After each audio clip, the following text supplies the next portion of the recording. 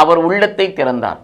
இது இயேசு கிறிஸ்துவுக்குள் பிரியமான என் சகோதர சகோதரிகளே, இந்த நிமிட நட்சத்திரக்கு இயேசுவின் நாமத்தில் நான் உங்களை அன்போடு அழைக்கிறேன். ஆண்டவர் அவர் உள்ளத்தை திறந்தார். ஆண்டவர் எவர் உள்ளத்தை திறந்தார்? லீதியா.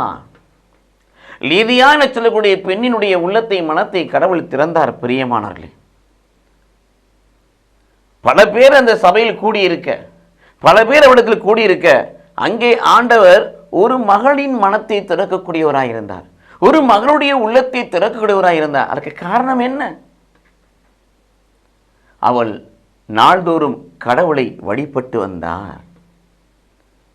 விடுதலை பயணம் 23ஆம் அதிகாரம் 25 வாசிக்கிறோம். ஒருவன் அனுதினமும் என்னை தொழுது வந்தால் அவன் உண்ணுகின்ற உணவையும் குடிக்கின்ற நீரையும் ஆசீர்வதித்து அவனுக்கு ஒரு நோய் வராமல் காப்பேன் என்று ஆண்டவர் சொல்லியிருக்கிறார் அல்லவா? அவ்விதமாக விடுதலை பயணம் 23ஆம் அதிகாரம் 25 படி அனுதினமும் ஆண்டவரை தொழ வேண்டும் என்ற வார்த்தைக்கு ஏற்ப அந்த மகள் கடவுளை வழிபட்டு வந்தார், தொழுது வந்தார்.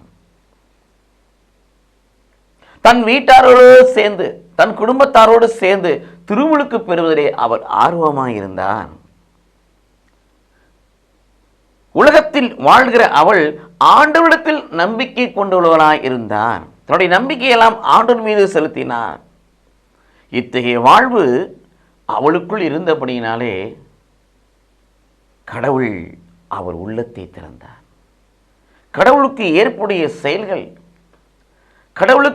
கடவுளை நாடக்கூடிய விருப்பங்கள் அவருக்குள் உயிர் பெற்றிருந்தபடியினால் பிரியமானவர்களே, லீதியாவின் மனக்கண்களை கடவுள் திறந்தார்.